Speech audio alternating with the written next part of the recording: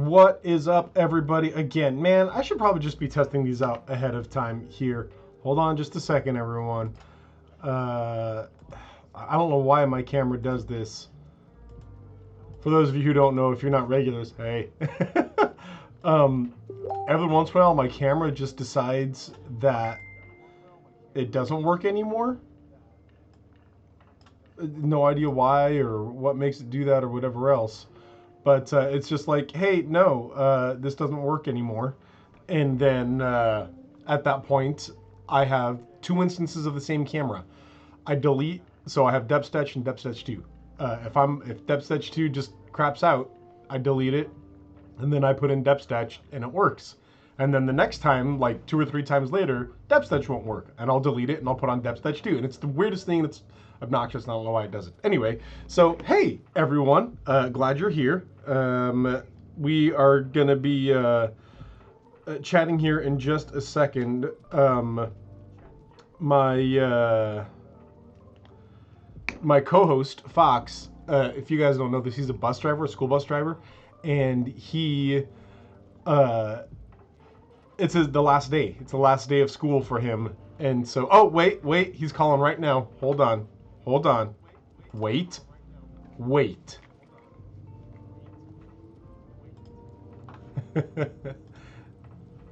Hey, there's Fox.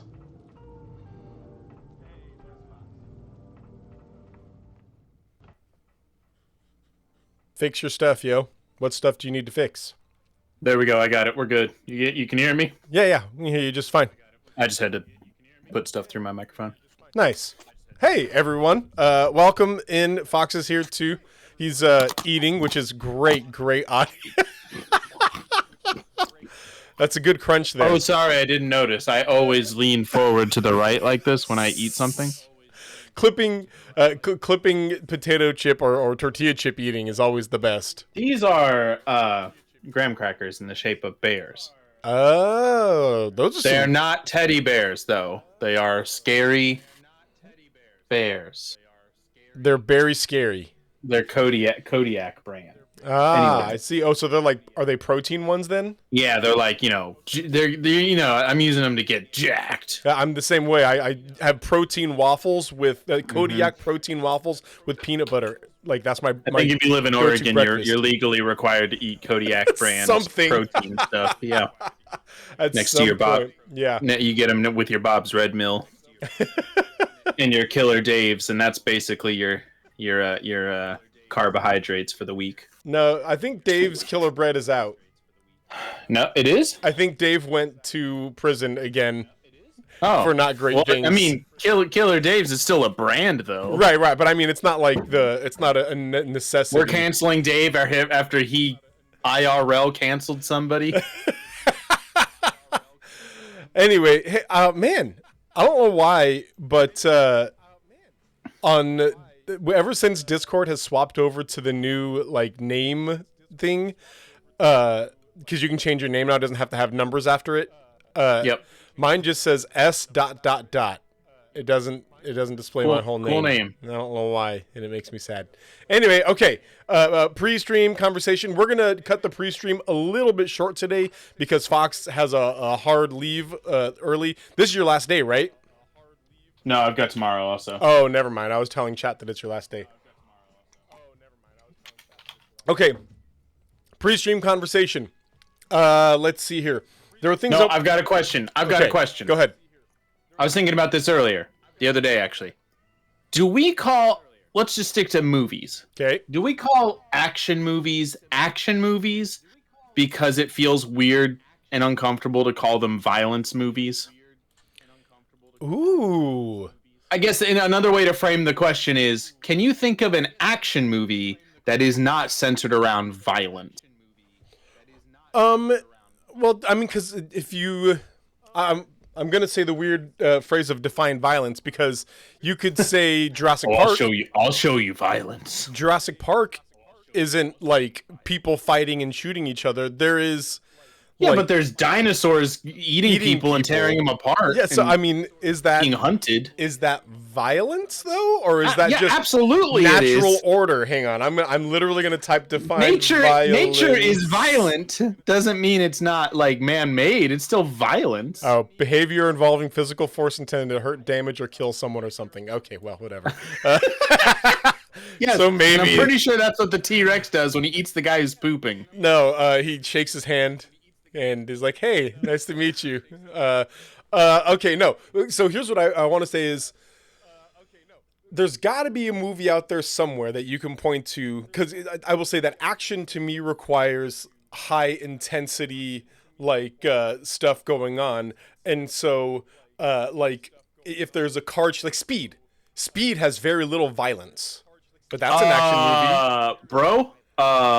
Bro. What? And it has a lot of violence. Dennis Hopper's head gets taken completely That's off. one part of it. It starts off with a violent thing where And that's Keanu Reeves. It's the first 10 minutes and the last 10 minutes, and that's literally it. It's not centered around violence. Okay, I've seen this movie You many times. blow up a house, Mosaic fan art.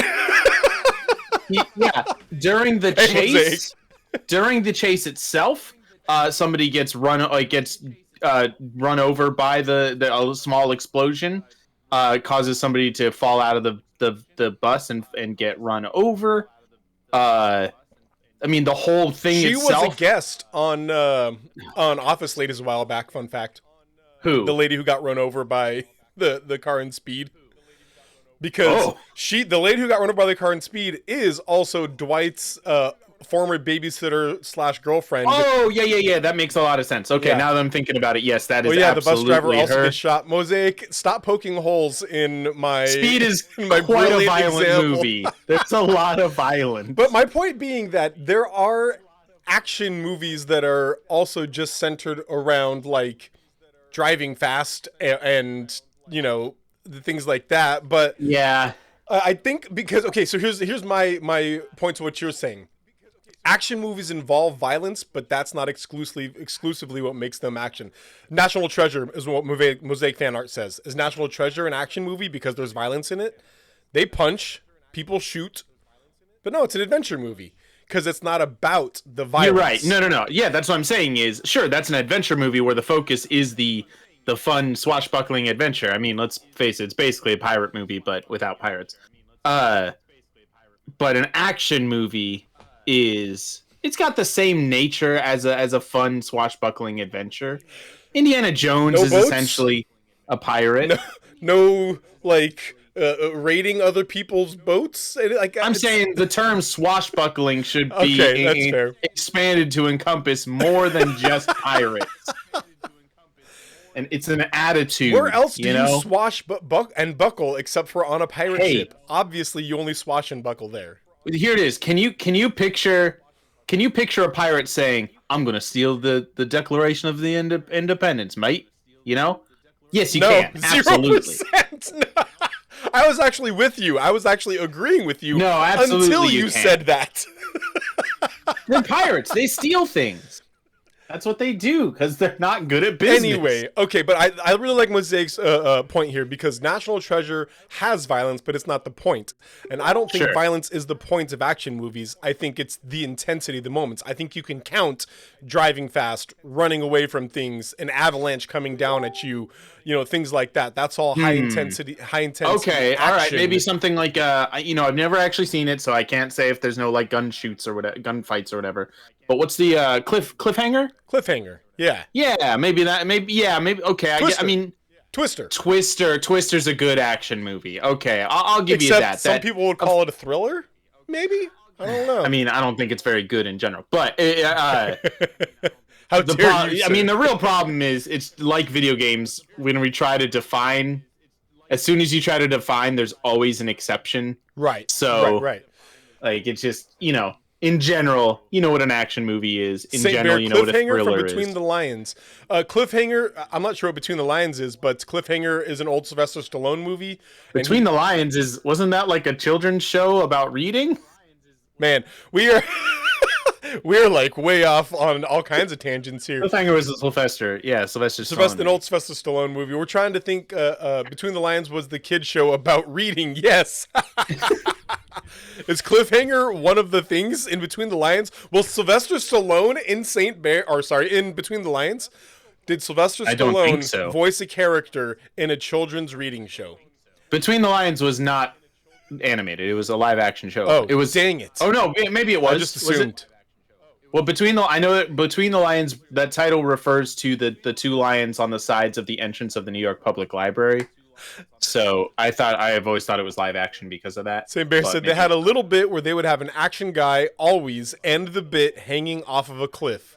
And the quote is, and that's why he's called Cliffhanger. And he says it was puppets. I don't know. This may have been after my time, so I don't know this show at all. Between the Lions was a little after my time, so yeah, and definitely after your time. You said New York Public Library. That makes sense because there's the lions in the front. There's the lions at the front, at the main branch. Man, Manhattan. But okay, anyway, but to get back to Mosaic Founder, I'm about to agree that action movie is only action because stuff gets blown up. Everything else is a thriller or adventure. Oh, okay. So Mosaic saying that violence is part of what makes it action. If there's no violence in it, then it's a thriller or an adventure film. Oh, I mean, that makes sense to me. So it just feels like, well, let's just call them violence movies then. But that's not the point, is it? Oh no! Sometimes it really is. Yeah, I'm sometimes absolutely it is. Same Bear said, I've rarely heard someone refer to a movie as an adventure movie. They don't make adventure movies that much anymore, St. Bear, but things like National Treasure is our adventure, Indiana Jones is an adventure movie. You got Journey to the Center of the Earth is a pretty recent one. There's one that I love that is underrated. The Mummy. Sahara with Matthew McConaughey. Yeah. That's a really underrated film. That's super What's his fun. Name? Yeah. Yeah, Steve Zahn. Penelope Cruz. Adventure movies are definitely like the heyday was like the 50s, 60s. Well, and then they had a resurgence in the Indiana late 90s. Jones inspired serial adventures, Right. A lot of colonization going on. White people in Florence. Mosaic Sahara is so good, man. Very solid movie. Yeah, St. Bear says in casual conversation, people would probably still refer to those as action. That's true. Fox and I... Yeah, I'm not going to go say, hey, let's go see the new violence movie, everybody. No, he means not adventure movies. Like, in casual conversation, people don't use the genre of adventure. Yeah, that's right, Mosaic. Rainn Wilson is in Sahara as well. That's true. But, St. Bear, I think that, like, there are some people like Fox and I who... And this is not to pat ourselves on the back, this is more to mock us, require more precise definition for genres. Well, it helps me be technically correct. Exactly, and that's that. The best like, kind it makes of us feel good about the best kind of correct. So. Like, that's actually not an adventure film. That's a thriller. Actually? If you take a look, and then we push up our glasses that don't exist, but... But for people who talk about, like, movies as much as we do, like, we have pretty specific genre definitions and whatnot, so... Anyway, that's a good question, though. I'm literally going to dwell on that for a while. I'm going to try and think of an action movie that does not involve violence, but if you're actually getting more precise, then yeah, action basically just means violent movies. Yeah. Man, I'm going to try and prove you wrong, but the fact that it's going to take effort for me to prove you wrong more proves you right. Like, I'm going to find an exception, and it's going to be the exception that proves the rule. The fact that I had to work so hard to find that exception just makes it so clear that it's true. All right, y'all. Hey, because Fox has to head out early today, we are going to start podcasting here in just a second. Because of this, we are not going to be... St. Bear, is Indiana Jones action or adventure? I've literally heard it called action-adventure. It's an action-adventure series. I've literally heard it called action/adventure. Same thing with, like, the Uncharted games. Action-adventure, so... Yeah, it's a pretty catch-all term for... Yeah. So anyway, we're going to start podcasting here in just a second, which means that we're not going to be interacting with the chat directly while we're podcasting, but stick around and actually still put in your comments and stuff, because afterward we go back through and we run back through all the comments and we have that conversation. Fox may have to take off early, but I will absolutely be sticking around to finish the conversations, whatever you guys have to say. And if you say something particularly good, we may bring it up during the podcast or whatever else. So yeah, stick around, hang out. But with that being said, we're going to be talking about the game announcements, the summer game announcements / late spring game announcements that just came up. We'll bring up some PlayStation ones, but mostly we're going to be hitting PlayStation, Ubisoft, Xbox, and then, of course, Summer Game Fest. We will not be talking about Day of the Devs, even though I love it. Day of the Devs is incredible. We'll not be talking about it because they just cover so much. They literally do like 60 games in that time. It's a lot. So it's a lot to try and cover everything in there. But, and of course, we're not even going to be covering everything in these. St. Bear, my job is to do best to distract you during the podcast. That's fair. That's fair. Please do.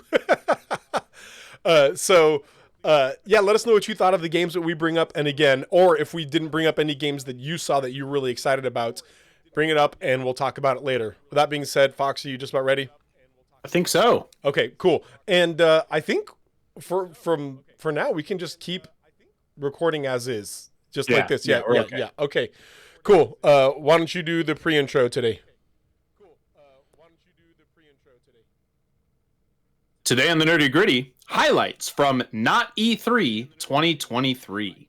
One more world disappears inside it. Just another hopeless addict.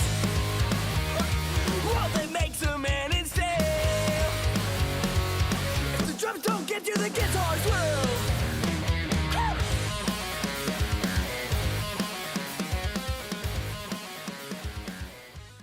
Hey everybody, welcome back to the Nerdy Gritty, where we delve deep into the details of pop culture. I am Dez, and I will be coming late 2024. Hi, I want to announce that I unfortunately will be pushed back to 2031. He's Elder Scrolls Fox. He's Metroid Prime Fox. Star Fox. Wait, that's a thing already. Yeah, that is. I wish a new Star Fox game would come out. Man, I had pitched the idea to Fox of having our intro be talking about the games that are still not being announced for our intro. Oh, I'm Fox all the way. And also. yeah, that's Fox. And talking about Metroid Prime 4, Elder Scrolls 6, Beyond Good and Evil 2, and just making excuses for them why they don't exist. But Fox apparently has something for me that I'm really excited about. Yeah, so hey, the last couple, I'd say weeks to 1 or 2 months have been a big deal for the Metal Gear Solid people, Metal Gear Solid community. There's been a lot of big announcements. You have a new board game coming out based on the first game, put out by CMON or Come On Games, which also made the Bloodborne game. And those fit. I really wish they would let you just buy the minifigures from those games, because I would absolutely buy every single one of them because they're so cool. We need to play Bloodborne more. Man, I've only played it a handful of times. It's so good. So that's been announced. Then a Metal Gear Solid Delta, which is a remake of Metal Gear Solid 3, one of the most beloved in the series, was announced and is coming out at some point soon, I think, and then some point within the next year probably. And then there was the announcement of the Metal Gear Solid like Master Collection, or I forget what the title of it, but it's essentially the first, I think. It's Metal Gear Solid 1, 2, and 3, plus I think like the original Metal Gear games. Big announcements, lots of Metal Gear Solid stuff, and it got me inspired. Like, I've played a few of the games, but I always knew that the story was super weird through the series and super intricate and complex and borderline nonsensical and sometimes just nonsensical. I said borderline? Sometimes it crosses that line. And so what I did was I just went on YouTube. I was like, Metal Gear Solid story. And then I found one that's like 6 hours long. And I was like, all right, cool. And I just like listened to it over a couple weeks so I have now to be clear, I really don't understand it still. It's the kind of story you would need to listen to it several times to understand it. But I know a little bit about the Metal Gear Solid story now, and I want to quiz you. Oh no! On some of the finer points, some of the interesting moments from the game, some of the interesting points of the story. Now, what is your history of interaction with the Metal Gear Solid series? Okay, I two things. Number one, general video game cultural milieu, general miasma under cultural and osmosis. And two, in the early 2000s, my roommate played Metal Gear Solid 2, and I watched him play it. And that's it. That's everything I got about the Metal Gear Solid series. Oh boy, here we go. Yeah, and so your most like specific knowledge is still like 15 plus years old. Oh yeah. So that's fun. Okay, that's perfect. Okay, so I've got a bit of a quiz for you, a few things that I want to go let's start with some easy ones here. Okay. The title of the series is Metal Gear Solid. What is a Metal Gear? What is a Metal Gear? Well, it's quite literally. It sounds like a funny question you would ask with like cogs on the end of it, and it's made out of metal, and it spins. And no, isn't it like a mech of some sort? Like a big machine that you can fight with? You're correct. What is the purpose of it?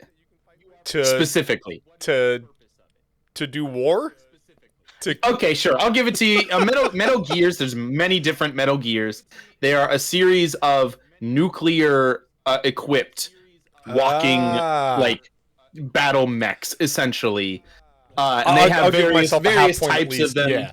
And there's just usually a Metal Gear that shows up. There's Metal Gear Rex and Metal Gear Ray and Metal Gear Philanthropist and all kinds of Metal Gears. But that is what a Metal Gear is. Wait, did you say Metal Gear Philanthropist?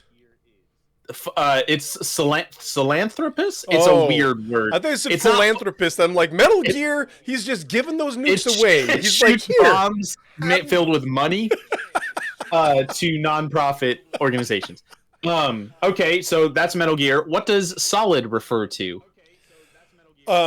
It's Solid Snake because there were clones of Big Boss, Liquid Snake, and Solid Snake.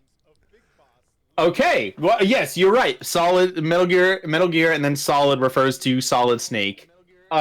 You're right. There are clones. There's Solid Snake, and like you said, there's Liquid Snake. Right. Who is the third clone? Oh no. Is it Gaseous Snake? That would be the obvious answer, but this is Hideo Kojima. Right. So no. Oh no. It's Solidus Snake. I did know that, dang it. Solidus. It's Solid with US at the end. Right. Solidus. He's the third clone. Who are they clones of? Big Boss. Big Boss. Yeah, that yes. I know. He's the star of Metal Gear Solid 3. Yes, Big Boss is the star of Metal Gear Solid 3. And okay, nope. I was just about to spoil something that we might get to. Yes. Okay. So let's go back to Solidus Snake. Okay. Beside soldier / villain in the series, what is Solidus Snake's other job? Other Okay, I don't know, but I'm guessing because I know Hideo Kojima. He's the president. He's the ex-president of the United States. Which is why I'm convinced why his name is Solidus. Oh, and it has US at the end. Because he's the president he's the ex-president of the United States. Oh my gosh, Hideo Kojima, you were predictably unpredictable, my friend. That is the dumbest most Yeah, at this point, thing. yeah. Like it would what would be the most shocking thing for Hideo Kojima to do is just like, hey, I'm working on the next Call of Duty. Yeah. Like, I'm working on the next Madden. It'll be just a roster update. I want Madden 2024 to be 100% Hideo Kojima directed. That's something we should talk about at some point. Is what series need the Kojima Oh my gosh. crazy The injected football into would them. literally be a nuclear football, and it would be. But also a baby inside a container. A nuclear baby. Oh my gosh. Named John McClane. All right, let's get another. This is a very famous one that you might know just based on cultural understanding. I'm proud of myself. I'm doing well. You're doing pretty here, good. man. Yeah. Metal Gear Solid 1 has a series of fights with various like major. There's like a squad of enemies that are a part of Foxhound members. Obviously, you would know all of that stuff. One of them is named Psycho Mantis. Mm-hmm. Psycho Mantis, very famous. Mm-hmm. What are the famous like techniques he uses during the battle you have with him. Oh, this is a classic. This is absolutely Yes. like legendary video game stuff. He would like read your memory card, and he would Absolutely. like repeat things to you. Like if it's Capcom based, he'd be like, "I see you've Yep. been playing Devil May Cry," and Right, then yep. things would happen, and you'd actually have to unplug your controller and plug it into the second player thing. This Yep. is back when, by the way, this was back when controllers had wires, and there were It spots. could not be wireless. Right, there were spots on the system that you plugged them into, and you'd have to unplug and plug it back into a different spot. Man, Yeah, he would disable your controller until it was plugged into the second one. right. So you had to do a quick. There was that one. A third one that he would do was essentially. This is again back when TVs. I mean, a lot of them might still have a video channel, but that's what you played your systems off of. It would be just a blue screen with video at the corner. Right. He would like during the battle, your screen would just go blue, and it would say Hideo, Hideo, at the bottom right, and you would think Oh, that, no. that something for a brief second you would think your game just like broke or system turned off or something. Genius. Yeah, I love it. That's a classic. All right, let's talk about in Metal Gear Solid 3. There is a very famous moment where you climb a ladder. Yeah. How long does it take to climb this ladder? It's somewhere in it- the area of 3 minutes. Because It is- it's one entire song worth. It is. I think I just read. It is about 1 minute and 47 seconds. Is that what it is? Yes, yes. It feels so much longer. I can like 3 minutes feels right. In fact, like 5 minutes feels right. Yes. But you climb one ladder that takes 1 minute and 47 seconds, and you hear this entire original song You're for just the holding game. the up button. The song Snake Eater. Yes. And I'm really hoping, and I'd be shocked if they didn't maintain. Just don't leave that in its entirety in the new game. 100% yes. All right, Metal Or Gear if Solid. like make Oh, like go ahead. a jump button like in Zelda where you can jump up the ladder, but every time you do the song just speeds up like It really just skips, quickly. skips half a second. No, that'd be bad. Keep it to the original. Metal Gear Solid 4 has. They are not nuclear, but they have there's like these bipedal mechs that walk around, and you got to hide from them. What sound do they make?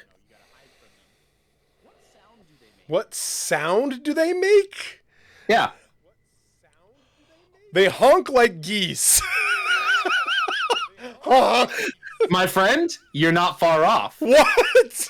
They moo like cows. Why?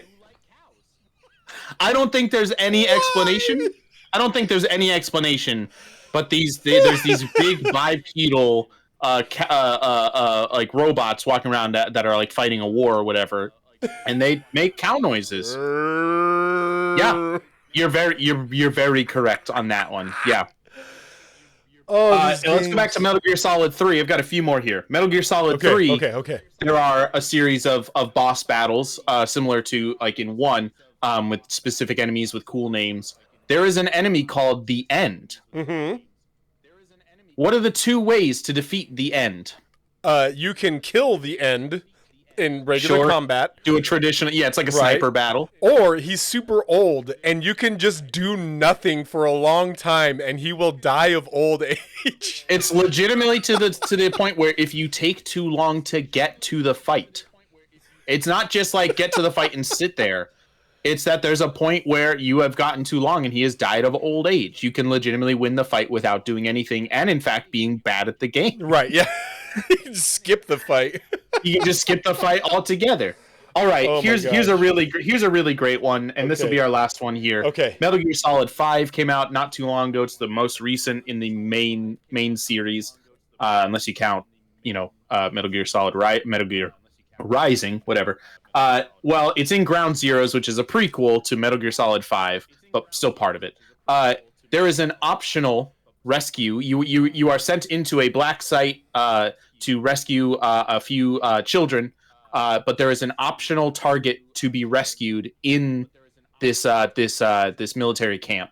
Who is that optional target? I don't know, but it's got to be Hideo Kojima. It's Hideo Yes! Kojima. You get there, and it's a very realistic. It's not even like, oh, it's some guy that looks like him. It's Hideo Kojima. He's there in this thing. In this thing. It's also not the first time he shows up in the series. Of so, course, he's a canonical character, kind of like He is Clint McElroy in in multiple the Adventure Zone. He is a canonical character within his own world. Yeah, these are some of the surface level ridiculous. Like, there are lots of questions I could ask you that you would have no way of absolutely knowing. nothing. And also, if I gave you the answer, you would say okay, and then I'd have to explain like 15 minutes worth of stuff to tell you why it's insane. Yeah. So Metal Gear Solid is awesome. And I'm very much looking forward to playing through the remasters in that collection because I love how Kingdom ridiculous Hearts is to Disney like playful kid stuff as Metal Gear Solid is to spy stuff. That is to say, they're both stupid in their own wonderful way. Kingdom Hearts is like Spy Kids, whereas Metal Gear Solid is like, Jason Bourne. Jason Bourne. Yeah, Yeah, essentially. They're both ridiculous and make no sense. And But we love they're them for for it. very different audiences. Yes. All right. Hey, Fox, what's been going on in the world of news, my friend? Actually, I'm going to go first because you've been talking a lot, so I'm going to give you a go ahead, chance please. to catch your breath here real quick. Yeah. So this is not funny. It was just really interesting. So I do a lot of all things meme searching on Reddit for work because I'm a social media manager, so meme finding is part of what I do. Yeah. Just What a job to get paid for. I know, right? But just to stick up with the general like cultural milieu of the internet and whatnot. Sure. But so I hopped over to Reddit real quick, and it said that one of my frequent pages just said, "Hey, we've gone private and blacked out for a while." I'm like, "Oh, that's weird." So I hopped Yeah. over another one, and they're like, "Hey, we've gone private and blacked out for a while." And I'm like, "What the heck?" And I Googled it. This is a Polygon article. Reddit's massive blackout protest explained. More than 7,600 subreddits have gone dark in outrage over third-party API pricing changes. Yeah. So Reddit has decided that they're going to start third-party, man, how do I explain APIs? They're essentially blocking third-party apps. Yeah, okay, apps. I guess that's a good way to put it. Yeah. So apps that like work within Reddit or help at Reddit, they block Yes. them so that they can get all the primary funding themselves. Ad revenue. Yeah, ad revenue. And so they're adding this extra step, raising the prices. And in response to this, Reddit has gone dark. Something something like I want to say it's like, oh, here it is. Oh no, never mind, that's not it. It was like 3 million people worth of Reddit has gone dark. Like, because Right. like all if you And it count all happened the so people in these- fast. yes, it happened. It was immediate. And what's really interesting is that they've been pretty cool. Like all the subreddits have been pretty cool through all this. Like there's been very little vitriol, and whatever vitriol has come out has immediately been met with other people saying, "Hey, no. We're not against each other. We're mad at Reddit here. This page has chosen not to black out. That's fine. Let them do their thing. We have chosen to black out." And like, so usually on the internet, you see like a lot of like just immediate vitriol and backlash and things like that. But Yeah. for the most part, it has made Reddit unusable. Everything I've used Reddit for before this has gone dark, and Reddit is now unusable for me. So success on that part. Yeah, no, I've appreciated it. Like it's a very good example of, hey, we don't like this, so we're gonna be done. Like, and just a focus on, like, we're trying to. There's been I think I saw a article, an announcement or like a press release or something from the CEO of Reddit, who was like, this will pass. But it definitely all felt like that the dog sitting in the house on fire meme, where it's like, this is fine. It's not fine. Give it a couple of you have made poor decisions, things that people don't like, and this is the consequence. Right. Ultimately, it's like, sure, if you want to continue doing that, fine. This is the internet. There are other places to do this exact same thing. Reddit 2 is going to be made tomorrow. Yes. And we'll just go there. Yep. Goodbye. It's been wild because thus far, Reddit's response, I say thus far, it's been like 48 hours. Well, yeah, it's moving super fast. Yeah, Reddit's response has been kind of like Wizards of the Coast with the Pinkertons, where they just say nothing and Right. and like hope that we eventually move on, which a lot of people did with the whole Pinkerton incident with Wizards of the Coast, but thus far, Reddit is just saying nothing. And people have been trying to reach out. People have been trying to like tag them and things. There have been some like third party people who have said things here and there, but for the most part, Reddit itself has just been silent. And I don't know, man, we'll see exactly what happens here, but this is crazy because Reddit is a huge Reddit's a pretty big social social site platform. It's easily the biggest forum of that kind, I would say. Oh yeah. Yeah. So, So yeah. we'll see how it goes. Crazy stuff. Hopefully We'll see how it goes. they'll probably end up reverting back or some kind of compromise or something. That's my guess. My guess is it's going to be compromised. Because Redditors are like hardcore Redditors are a lot more aware, for the most part that I've seen, are a lot more aware of their power, like their user power than your typical, mom and dad social media user or whatever else. Sure. So I could very much see them just sort of hanging on. Like Reddit's the kind of place that that made GameStop take off because people tried to use them to do the There's some short real sales world stuff. consequences that Reddit could have. Yeah. So we'll see how this goes. It's crazy. Well, I'd like to move us from this over. Let's go over here to Gamer Gear Corner. Yeah, Gamer It's Gear time. Corner. It's time once again to visit everybody's favorite corner of our podcast. That's Gamer Gear Corner. We're gonna check out some of the latest and greatest in gaming gear that my every God. true capital G gamer we have a needs. lot of new people. So, Gamer Gear Corner, by the way, is a section of our podcast where sometimes Fox brings new gamer gear that has released, and we talk about why in the world we need a gamer-specific version of this. Like a while back when Gillette came out with the Gamer Razor. Gamer Razor, sure, which just felt insulting. Yeah. Today I've got two things to bring up. I don't have any of that. I don't have any just like gamer branded stuff. Right. Well, What do we got? Okay, kind of. But the first thing I want to talk about is Square Enix is selling, this is actually from a couple months ago, selling a $2,100 Kingdom Hearts chair. What? $2,100 Kingdom Hearts chair. I'm going to actually send you this Okay, link, thank you. Yes. because it's not a gamer chair. Okay, hang on. You're gonna get to see chat here for a second. I actually just want you to look at the picture in the chat down there, like in our okay. Discord window. That is that's a fancy chair here. Hang on. Don't look at it any closer. Can you tell me anything about why it's a Kingdom Hearts chair? Hold on. I'm gonna drag it over so the chat can see it. Okay. All right. Tell me what's Kingdom Hearts about that chair based on that picture. That chair. Oh, never mind. Chat can't see it. That's okay. Here, I'm gonna do this so chat can see it. There you go, chat. That's the chair. That chair is Kingdom Hearts. Wait, I can see the little crowns on the front. There you go. Can you There. see him? All right, you've got a bigger picture than I do. Yes, That's it, though. That's all I can see. that's it. That's the Kingdom Hearts of it. That's it. It's got the little logo kind of on the chair I could at buy. various points. I could buy a cheaper chair and then stamp those things on there myself. Yeah, you probably could. I mean, you won't because what's the point? Right. But you could do that, or you could pay $2,100 for this chair. Who is this for? Like that's really my question in these situations is who is this for?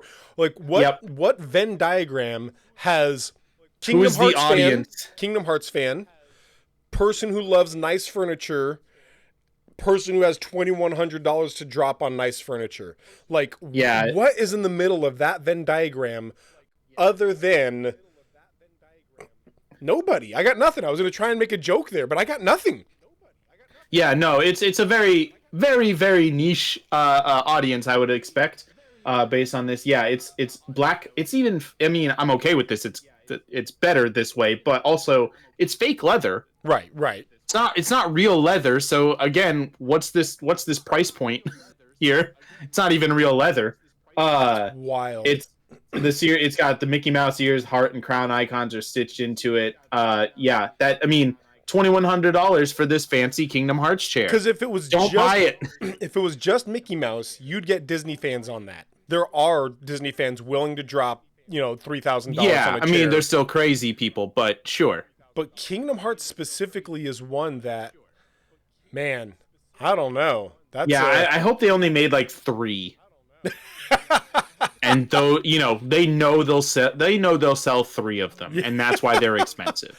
That's wild. The other thing, which you might have seen recently, which is much more, I mean, it's less baffling. Well, okay. You know what? I'll let you decide. So, you've played the Mass Effect series, Yeah. or at least part of? Yeah. There's a lot of like iconic moments and characters and scenes and like just lots of great stuff. Well, it's still very popular as well. A new statue has been released Oh no. from the Mass Effect series based on an iconic moment. You know what? I'll have you guess. What moment from Mass Effect or character or whatever do you think deserves a really cool, high quality, several $100 figure being released? Give me a moment when you think, What yeah, character that's worthy of remembering. And what moment? Man. I'm gonna go with. I want to say like Mass Effect 1, Commander Shepard in front of the like the council of people, just like doing the no, Yeah, we can. this is how we're doing this. Yeah, like Yeah. that really, he's literally shepherding people and being a leader. And no, it's when he dies. Oh. Oh, that part got that everybody hated, and therefore, like Mass Effect 3 got all that flack for. We've got no. We've got a new statue from Mass Effect 2. Do you remember at the beginning of Mass Effect 2, the first thing that happens in the game is the Normandy gets blowed up, and you get ejected into space and you die. I don't remember this. How do You I don't remember that? Oh, this? No. The very first thing that happens is the Normandy gets exploded. You get ejected into space. You die, and therefore you get to remake your character if you want to. It didn't seem necessary. Do they clone you or something, or? Yeah, they essentially, like, there's the secret organization. I forget what they're called. They're led by, the Right. The guy with the you remember all eyes. that. Yeah. They find your corpse and essentially with magic technology bring you back to life, and you can change what you look like. It really seems unnecessary, but well, this is what the figure is. The figure is dead Commander Shepard floating in space. It is. That's the weirdest thing. Okay, It's a statue of a corpse. drop it in the chat. let me It's see. a statue Drop of in the chat. a corpse. Let me here. There should be a good image here. There you go. You can probably blow that up right there. Oh my gosh! just kinda- it's literally it's just just chilling. It's just floating there. Yeah, like you might even think just kind of like you put a hammock underneath. They're just on island time. No, they're dead. They're dead in space, and they're about to be picked up by a secret organization and rebuilt There because it they is, have the chat. technology. It's just Commander Shepard gently floating in. Yeah, in it's the literally outfit. called Shepard's death statue. Wow. Like, I wonder why that's the one that they want. Like, Regardless of why, obviously lots of people were like, "Hey, what is this? Like, why? what is that? Hey, I have a question. Why?" And then they literally apologized for it. Did they seriously? I don't know why they need to apologize either. What It's just focus group- it's weird. It's not offensive. It's a fake video game character, whatever.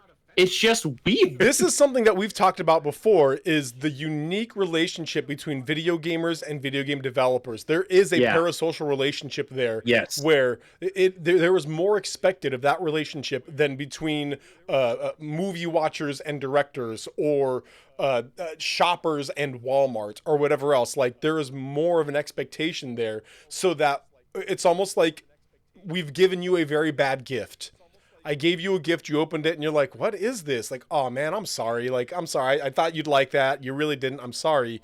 And that's the way that this relationship works with gamers and companies like Even this. though that gift is not a gift, it's a thing you can or cannot buy. Which is so You don't have wild. to buy Yeah, this. just don't buy it then. If you Just don't like buy it, don't it. buy it. Man, that's weird. And also, gamers are weird. Again, the fact that that gamers had enough of a backlash that they felt the need to apologize for this thing that nobody has to purchase, has to do, just because they made it. It's just weird.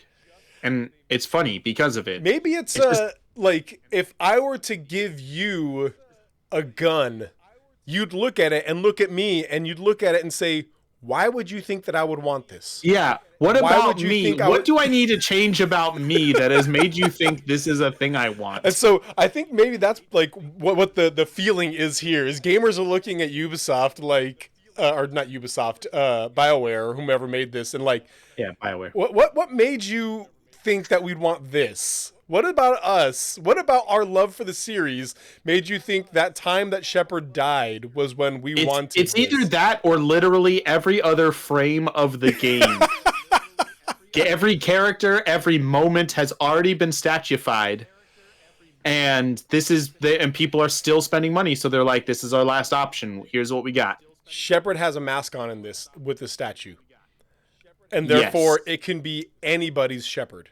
Other than it's FemShep, I guess is the I would also term. say yes, its body type, body shape does seem to suggest a more, at least how Mass Effect it illustrates femininity. Right. So I would say, but that FemShep is the popular one. Yes. So Yes. So anyway, it's weird and hilarious, and don't buy this either. It's weird.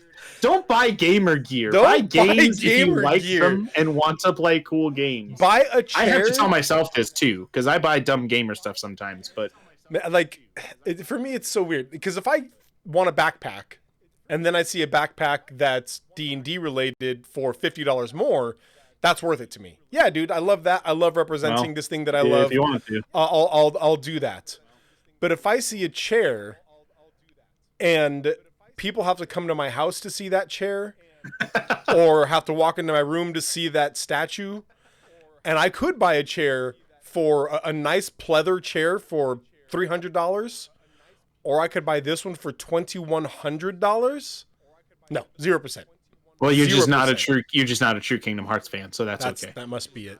Yeah. Yep. Even though I could tell you the entire lore right now, including Melody of Memories, which is, fun fact, canonical. You're a poser. That's not as important as spending $2,100. Oh my goodness. Honestly. Okay, we have to get down to the nerdy gritty because I can't We talk really about do. this anymore. So Let's do it.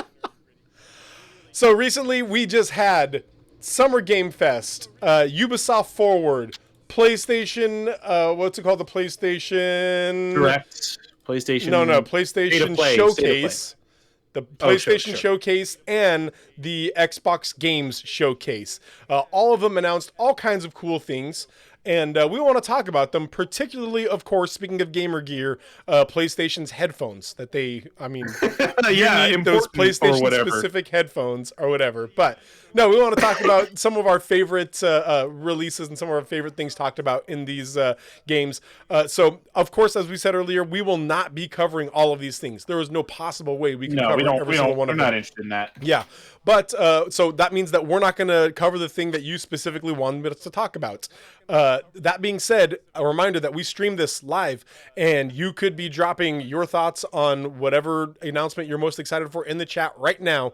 So, and we could talk about that after. But for now, though, Fox, let's go one at a time here. Let's start with the most popular, most common, the Summer Game Fest 2023. Yeah, the big kickoff for not E3. Right. So let's talk first and foremost. What are some of your highlights from this? Like, what game do you want to mention first? I think I mentioned it to you. I texted you about it. For some reason, I mean the Final Fantasy VII Rebirth was a highlight for me. Yeah. And for some reason because I've never completed the original Final Fantasy VII. I've never I finished Final Fantasy VII remake and enjoyed the gameplay, but really the story I found to be very kind of dumb and disjointed and not good. But I think what I texted you, I'll give a pass to any JRPG. Yes. Which this is not quote unquote true JRPG. It's an action oriented RPG.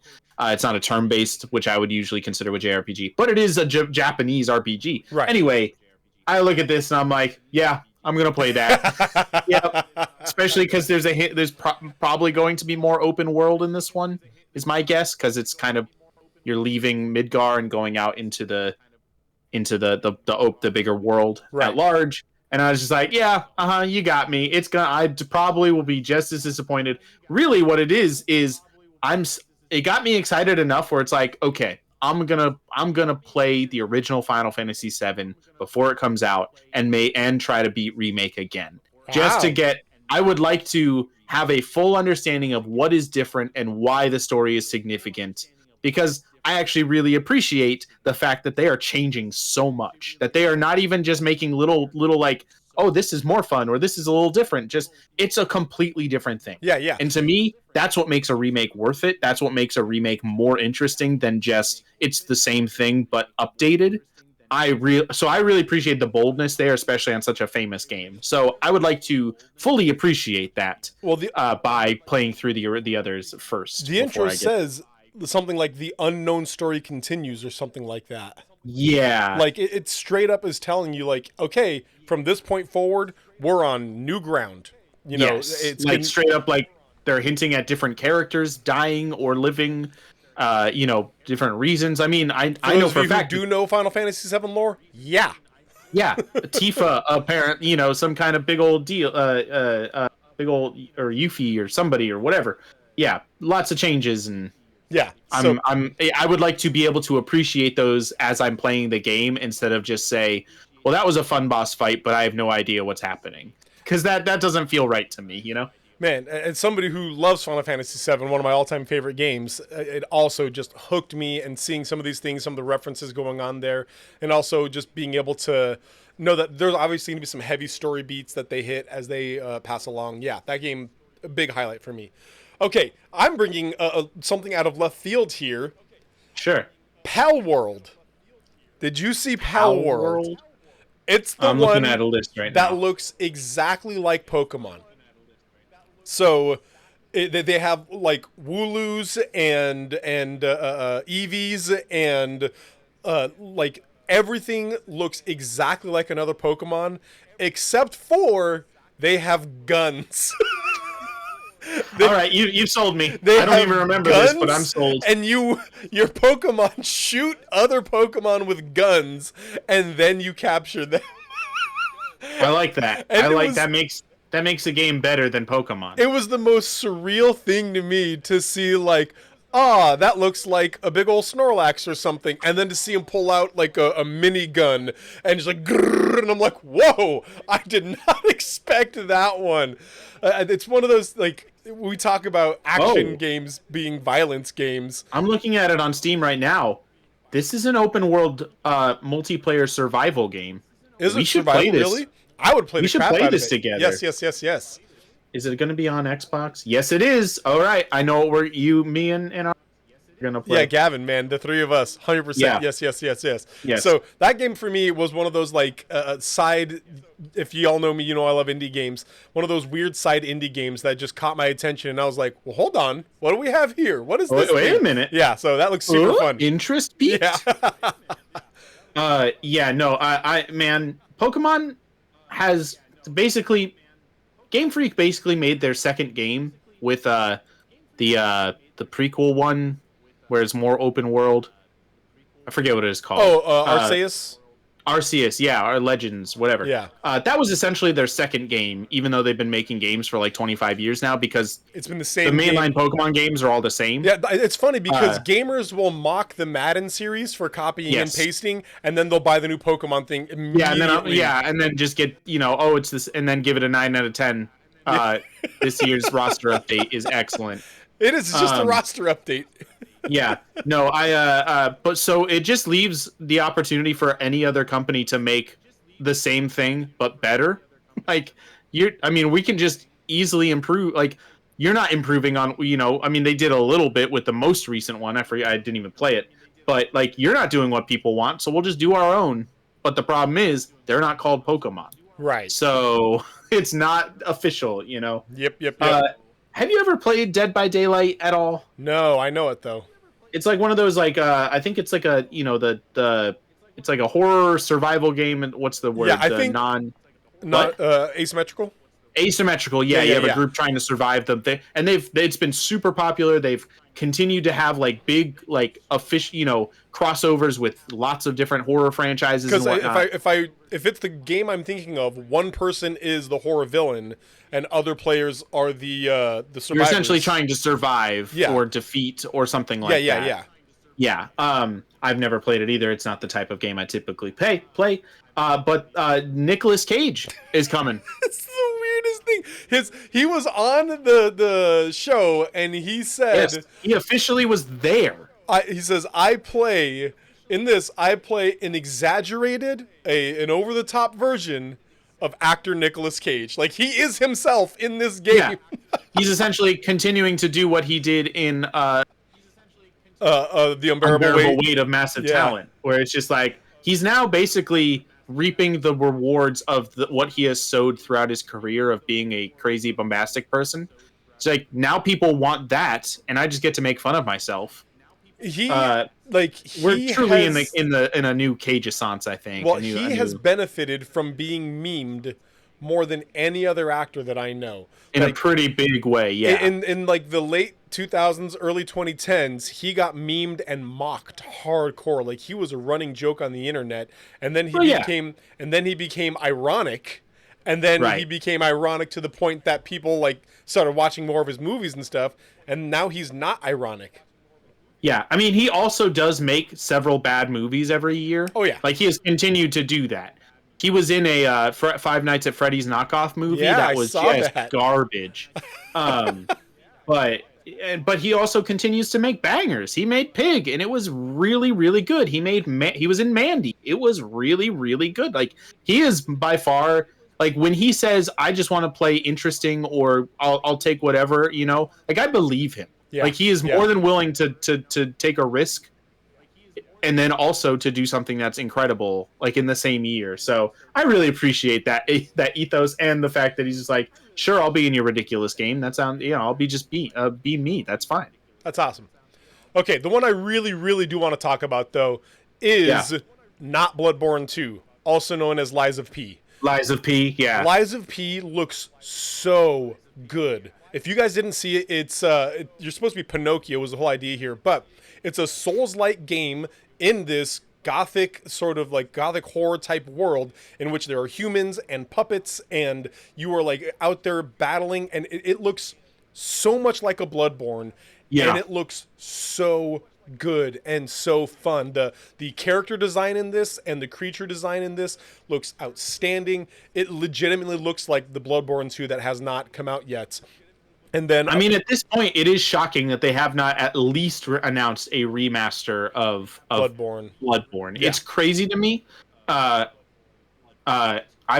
be shocked if they did not announce a sequel at some point in the next year. The problem, though, is after Elden Ring, how do you make a sequel to anything without also making it open world? And if it's not going to be open world, their next game is Armored Core. Yeah, like, that's an entirely different genre of game.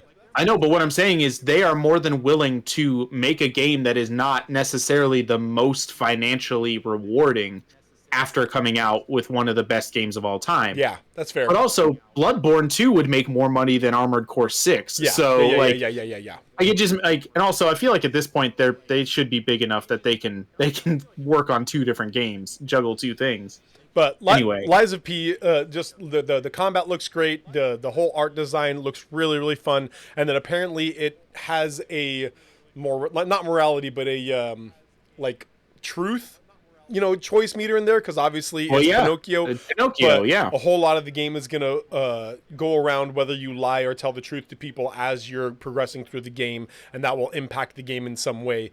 This is one that I am like hyped for, and one I'll definitely be playing when it drops. Now, okay, let's guess now. Let's make a bet. Do you think you'll get swallowed by a whale? No. Yes, actually. Will it be a big, cool steampunk mechanical whale? No, it will be an eldritch horror whale. Okay, that'll be like the final, where the final, or the whale will be the final boss. Yeah, so something. It'll be this just a massive tentacled whale with a cool beard. or something. Okay, let's talk about a couple of the necessary, real quick ones here. Mortal Sure. Kombat 1. It looks like I'm- Mortal Kombat.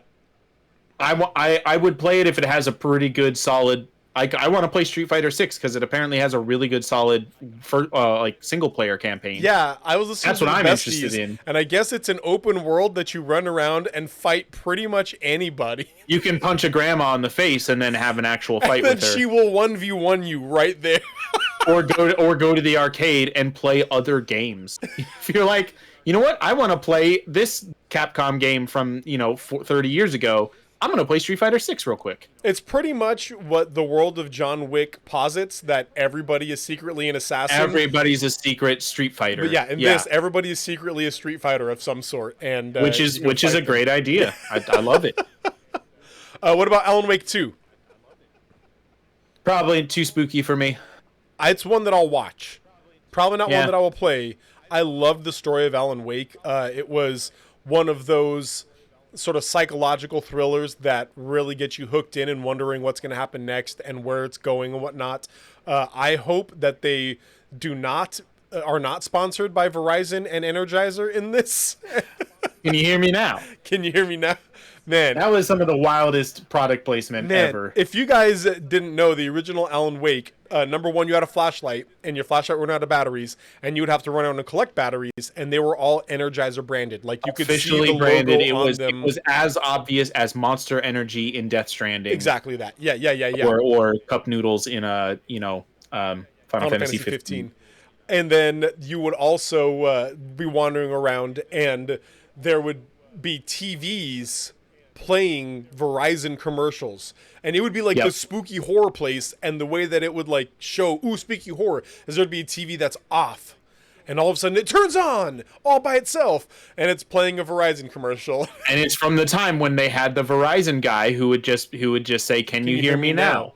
And that's so So obviously he's now a horror villain, like canonically a horror villain. Well, and Alan Wake would be like on a radio, and there would be times that he would not be able to like communicate well because the radio's Yes. going out, because classic horror stuff, and so he would often say, "Can you hear me now?" It would be diegetic ads and not just 100%. in the Yes. dialogue. It's ridiculous. Yeah, I don't So- think they'll do that again. Maybe they'll make a sly reference to it or something like that. But they're going with a whole different. This is a survival horror game in Yeah. the vein of like Outlast at this point. So, I mean, I they'll probably not do that, but who knows? It looks more of the same, and I'm actually excited for that. Looks really, really good, and I'm genuinely curious to see where they go with the story. So, Spider-Man 2. yeah. Looking forward to that. So We'll moving on talk to about it PlayStation later. here. But I just saw Across the Spider-Verse. It's got my spider. We're going to senses talk about tingling. Across the Spider-Verse Yeah. later for sure. Yeah, let's jump over to PlayStation now. Because Sure. we don't want to take too much time here on everything. So, jump over to PlayStation. Yeah, Across the Spider-Verse, or it's not Across the Spider-Verse. Spider-Man 2 looks good. You can see that there's like Miles Morales is part of this also. I wonder, and this is me hoping in the same way that I hoped for co-op in Tears of the Kingdom, in Yeah. which that I know it's probably not going to be. Chances are very, very I think there's been a low. few little moments in like interviews with the voice actor Yuri Lowenthal for, I think that's his name, for Spider-Man, where it's like, oops, I accidentally said something I wasn't supposed to. So I think there's a little bit of hope for some people, but they have said out loud no. Right. So, and it feels like something they would absolutely advertise, especially this close to the game coming out. That's true. That close to the game. So, but Only September or October, whatever. it'd be really cool if it was, but either way, the games are great. I didn't Yeah. get a chance to play Miles Morales yet, but I'm still meaning to. Well, And did you play Spider-Man 1? Yeah. Oh yeah. Played It's the crap same out of thing, it. but you play as Miles Morales. Right. I figured, but apparently they basically double the map. Like they open a couple more boroughs, and I think you do the outer boroughs now. Yeah. Yeah, it's PS5, so they're upgrading the power, and Yeah. which makes sense. I'm really excited for that. I do want to talk about Project Q, because Project Q. Project Q is their Switch thing where. Oh yeah, It's a screen with a basically a PS5 controller that's been cut in half, and it clicks on either side of the screen. Yeah, they use the Ultra Hand to attach two halves of a PlayStation 5 controller to a Switch. So here's and it doesn't play its own games. It only like basically streams games from your PS5. It literally is a streaming device from your PS5 only on Wi-Fi. Right. So why? because they have that already. You can do that on your phone Or a already. tablet. There are devices that you can attach to your phone to basically make the same exact device. Yeah, It seems pointless. it does. Like I get the need. I really do get the need. I I guess. want that, but when I say I get the need, what I mean is, and they've already met the need. They've already You can they already did do it. this without buying a whole new system for it. right. So And even if you don't have those, it will be much cheaper. yeah. So I don't really get the point of it. I mean, there are some people who, oh, it's the Sony one, so maybe it'll be better quality, and I really need to keep playing while I'm in the bathroom. So I'm gonna grab this and for that, however long. Anyway. It just I was excited at first. I thought it was a mobile PlayStation 5. right. I thought it was a Steam Deck essentially, but those limitations make it pointless to me. I'm not at all interested in buying it. Neva was one that really, really hooked me. It's from the developers of Greece, and which is an outstanding game. Another really good-looking indie game from Nomada. It is essentially, again, kind of this hand-drawn art action video game, and it looks fantastic. I highly recommend you guys check this one out. Just the aesthetics of it is one that really pops out to me. The colors and just the sort of, I don't want to use the word minimalist, but also it's just there's not a lot of depth to everything, purposefully so, in a very artistic way. It's a true 2D kind of side scrolling. Yeah.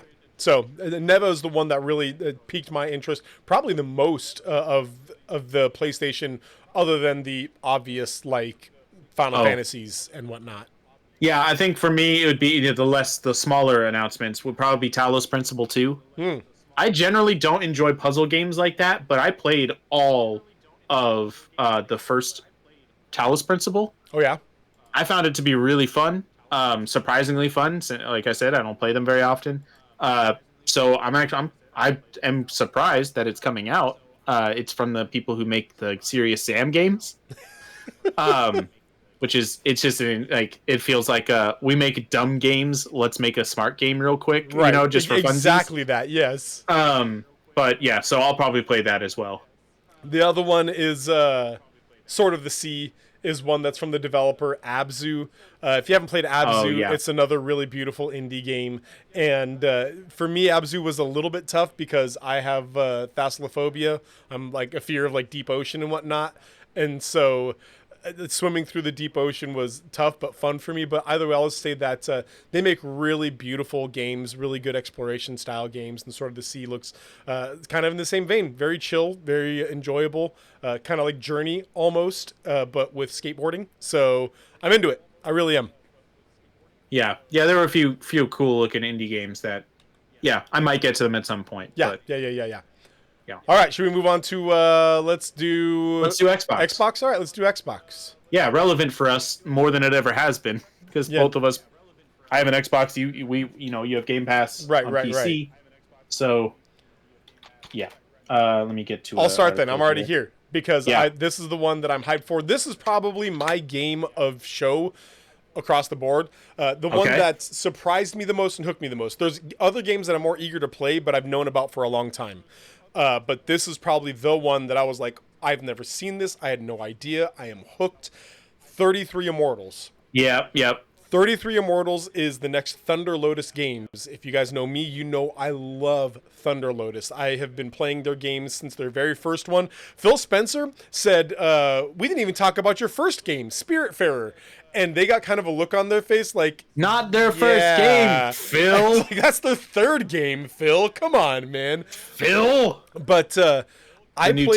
I played their first game, Jotun, years and years ago. They actually were kind enough to give me, Fox and I, for our old... Back in our True Gamer days, they gave us a free code for it. Yeah, so I got to play it off the bat, but their hand-drawn animation, they kind of were at the forefront of this hand-drawn animation trend that has popped up, and the game is beautiful. It is Jotun is a... isometric, just kind of action game. Then they came out with Sundered, which was a side-scrolling Metroidvania roguelite, and then they came out with Spiritfarer, which was a genre all on its own. Beautiful, beautiful game. And here's yeah, 33 resource Immortals. management, death, Yeah. gentle death game. But death in a good way. Yeah, Anyway, no. One of the best games to ever talk about death as a concept. 100% yes. Yeah. It literally helped my family process the death of my father. Like, Yeah. so good. 33 Immortals is a sort of a what's the word I'm looking for? It's an action dungeon crawl, almost like a crawler. dungeon crawl where you're diving in with, again, isometric, and you're fighting. But the whole bottom line here is it's 33 player co-op.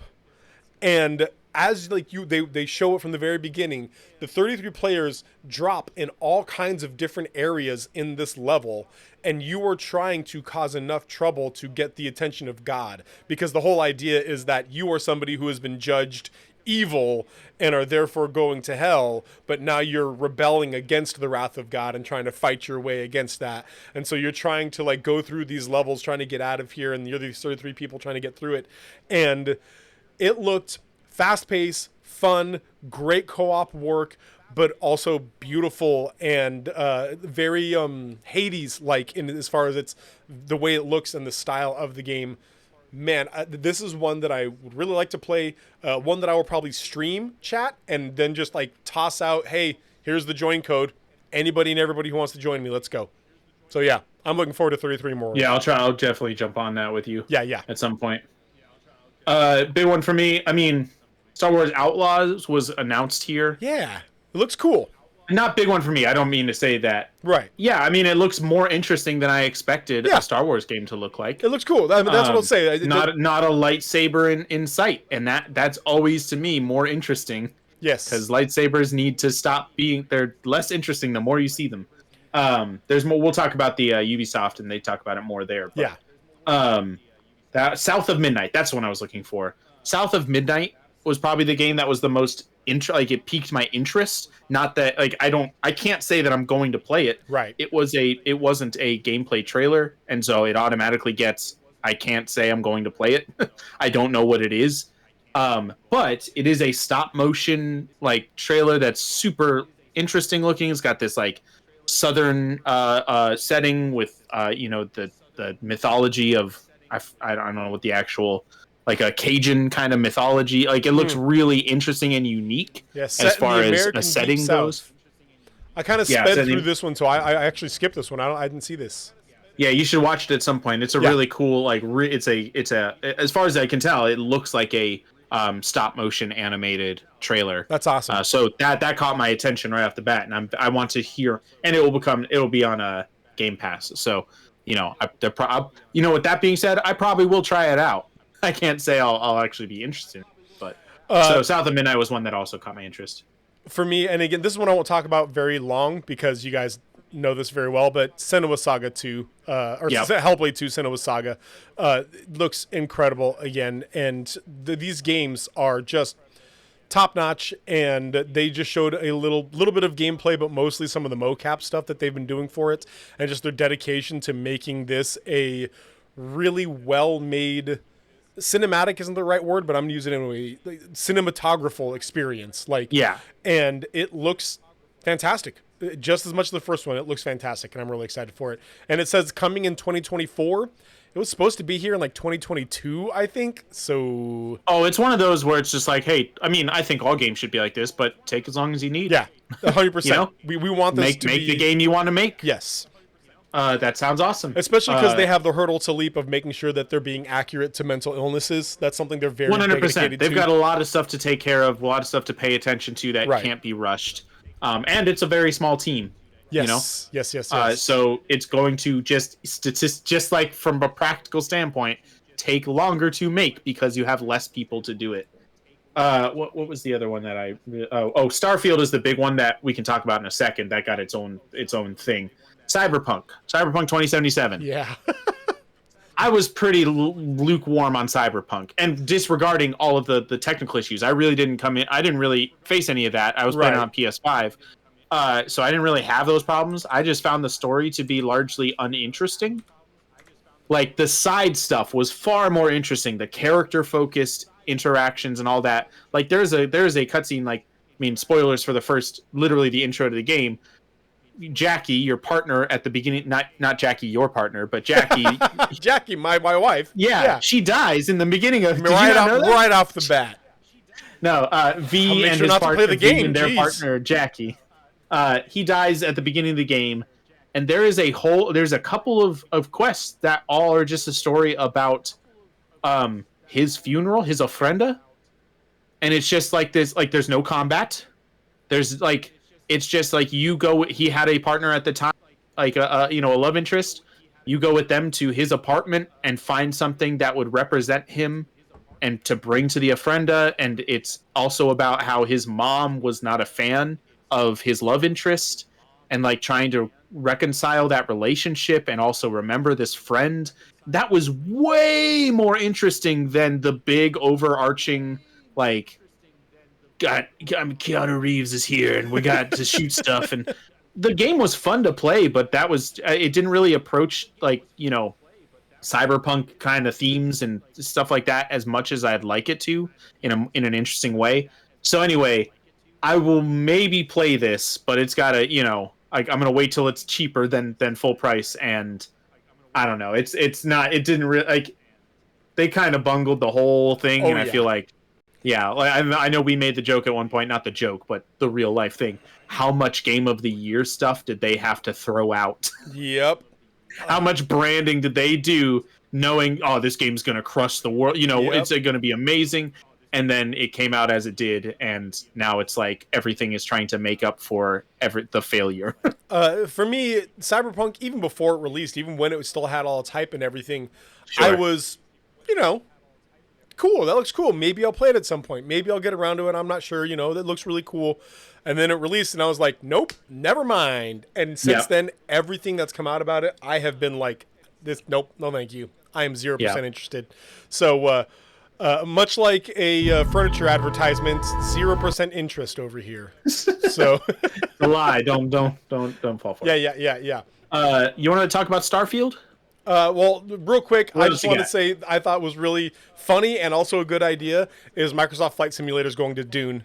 That's cool and Yeah, I mean, weird. is most of it just going to be sand? Yeah, Because famously, aside from like the main city where there are other cities, it's a whole planet, but like a lot of the civilization of like the people, the indigenous people of Dune, of Arrakis, they hide.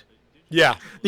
You don't know where they live. They're Sometimes you'll underneath see a the worm surface. or something. Yeah, That's about it. they're in the caves. Like So trust us. There's some people there. yeah, I think it's just a funny little gimmick, like a co-branding, synergy kind of thing. all right. But it is fun. Now we can talk about Starfield. And Okay. man, I was less interested before and much more interested now. I love how alive and real this game looks.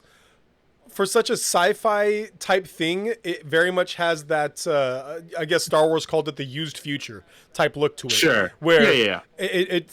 when you do things like this, instead of making everything shiny and, Chrome and clean. exactly. That's not how the world is. It seems so otherworldly, but this has definitely got this like really natural look to it that I am into. So overall, it's looking pretty cool.